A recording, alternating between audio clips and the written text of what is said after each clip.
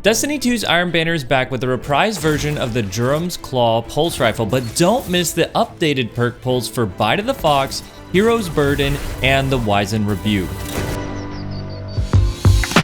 The new perks added to these weapons have my jaw on the floor, and you're gonna want to grind some Iron Banner engrams to focus because there are new god rolls for both PvE and PvP.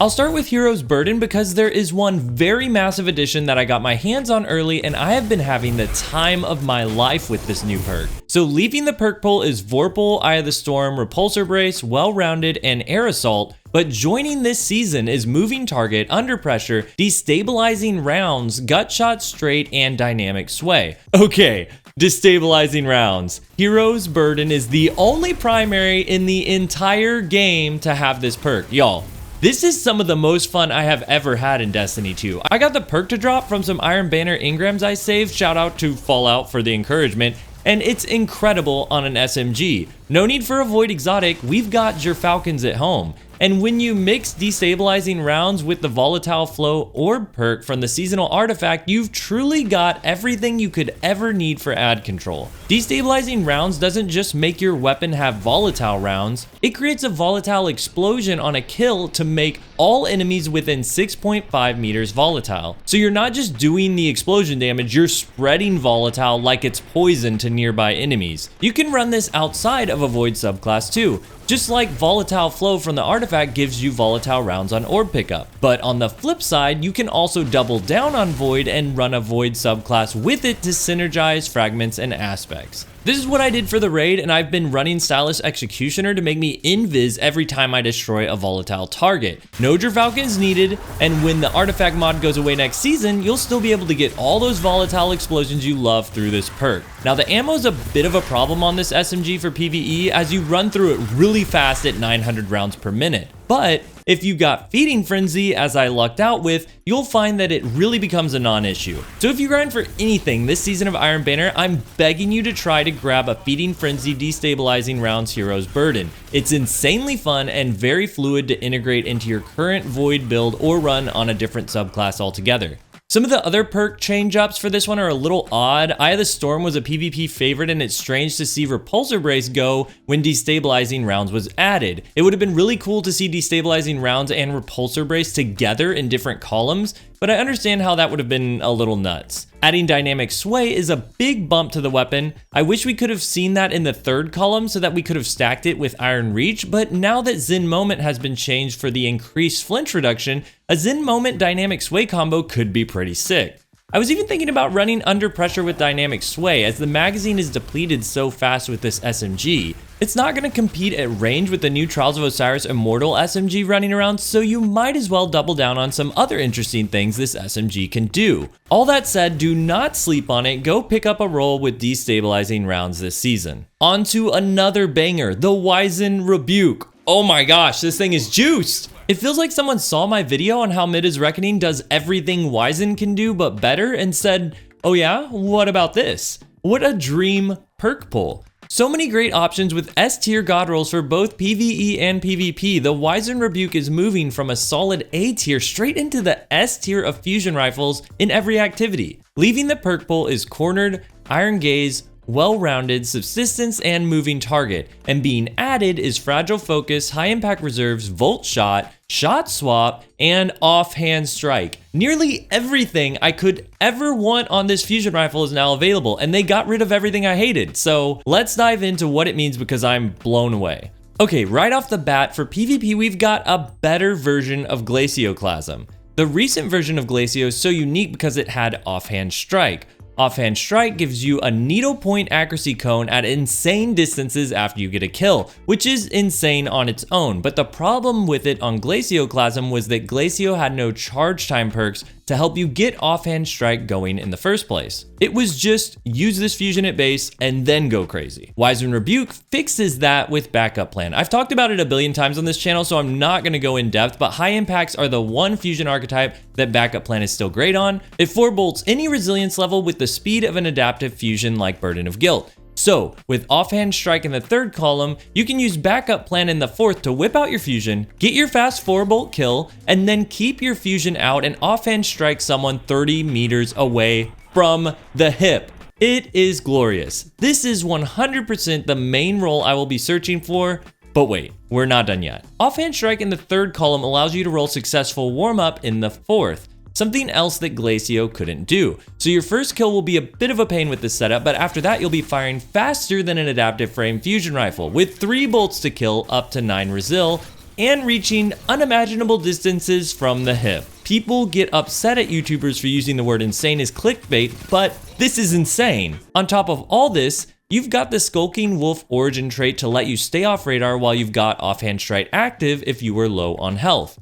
Everything stacks together to force this fusion into the S tier. It's leagues above Glacioclasm. There's just no way around it. If you're not looking for follow-up kills, you've still got Under Pressure and Backup Plan, and now Under Pressure and High Impact Reserves, solid basic options. Also note that Iron Grip has moved to the 3rd column, so it can now be mixed and matched in different ways, but I don't think it's worth running over Under Pressure, which can give you even more stability than Iron Grip could without any of the drawbacks. For PvE, we've now got Volt Shot, which, as I said in my iterative loop review, and as others are starting to discover, is more powerful on fusion rifles than any other weapon in the game outside of the Two-Tailed Fox Catalyst. Now, why should you care about it on Wizened Rebuke versus iterative loop? To me, the problem with iterative loop is that in higher-end content like the legendary campaign playthrough I did, the rapid-fire fusion rifle frame just does not put out enough damage. I'm constantly using too much ammo to finish off enemies so that I can reload and get Volt Shot procced. With Wizened Rebuke, I don't have to worry about that anymore. It outputs a ton of damage for chunky enemies, and then you can reload and have Volt Shot ready to go.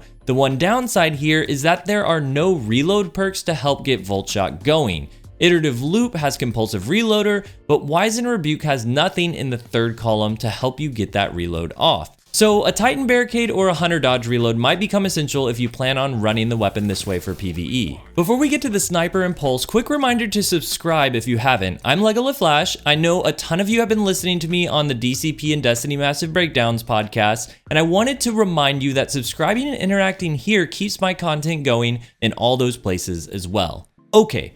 Bite of the Fox.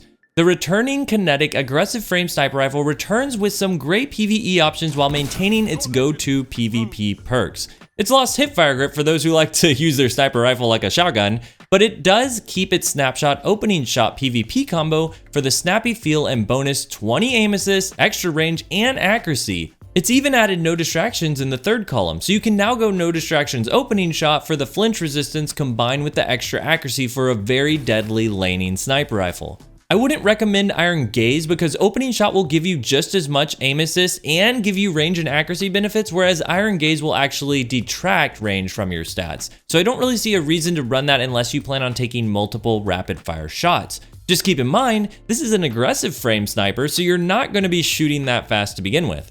PvE is what's really got me excited for Bite of the Fox. They've added Envious Assassin to the 3rd column, allowing you to get up to 50% more in the magazine after getting kills with other weapons before swapping to this one. So it's easier to use and more beneficial than triple tap. Then they've also added Vorpal to the 4th column. So Envious Assassin Vorpal is going to be an awesome PvE combo. This is in the kinetic slot, so it will compete directly with Volta Bracket, the new Neomuna aggressive frame sniper. Volta is craftable, has triple tap or Envious Assassin, and has firing line in the 4th column, but it is strand, whereas Bite of the Fox is kinetic. If you're looking for a kinetic firing line sniper, you can still focus legacy Vanguard weapons for the Silicon Neuroma, but Bite of the Fox rolling with Envious Assassin and Vorpal is still great. Keep an eye out for Tactical Mag with this combo if you see it drop. The Iron Banner Pulse Rifle Jorum's Claw has been refreshed with an entire perk pull. The stats are the same, but the last version we saw had set perks. Well, one set perk, Outlaw.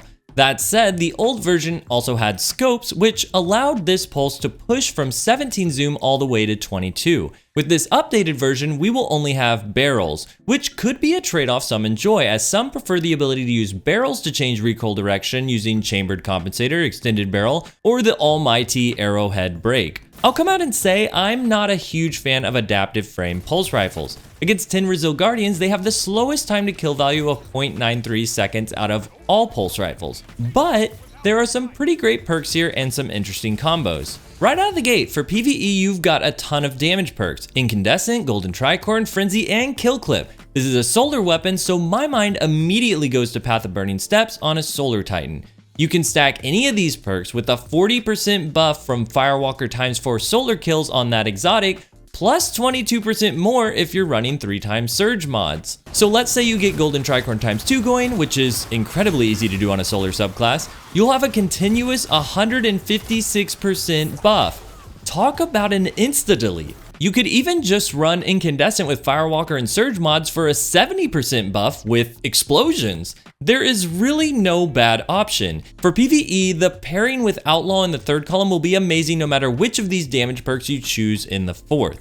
For PvP, any of these damage perks will also take you from a 3 burst to a very clean 2 burst. Whether you run Kill Clip, Golden Tricorn, or Frenzy, you'll still need 6 bullets for the 0.6 TTK 2 burst. So I recommend Golden Tricorn as you'll have 7 seconds to use it, as opposed to Kill Clip's 3.8 seconds. And you don't even have to reload. Encore is also 7 seconds and gives you more range, stability, and accuracy, so Golden Tricorn and Encore are a perfect pair. I don't blame anyone for going for Outlaw Kill Clip as their preferred role. It is a bit of extra damage and will stack with the Suro Synergy Origin trait to give you flinch resistance after the reload. It just doesn't change your optimal time to kill, and it doesn't last as long. So you'll have to rush your target faster than if you ran Golden Tricorn. Now, for the bizarre combo that is so strange, I won't be able to completely recommend it, but I want you to be aware of it. Gutshot Straight and Head Seeker. Gutshot Straight drastically lowers your aim assist but gives you increased body shot damage. Then Head Seeker, after body shots, will buff your crit damage and buff your aim assist. So on paper, these two perks give a nod, shake hands, and give you a decent TTK value with very little initial accuracy required, but I can't really tell you how it feels until someone gets their hands on this roll. I don't think it's going to increase the speed of your weapon in any way unless there's some bug between the two interacting together, but it's a fascinating combo nonetheless.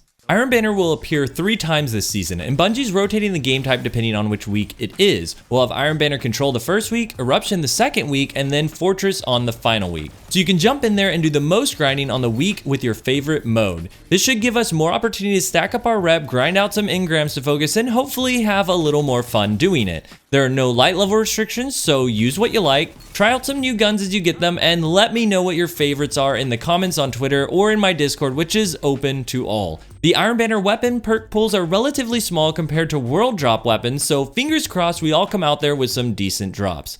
This has been Legolith Flash. Until next time, GG.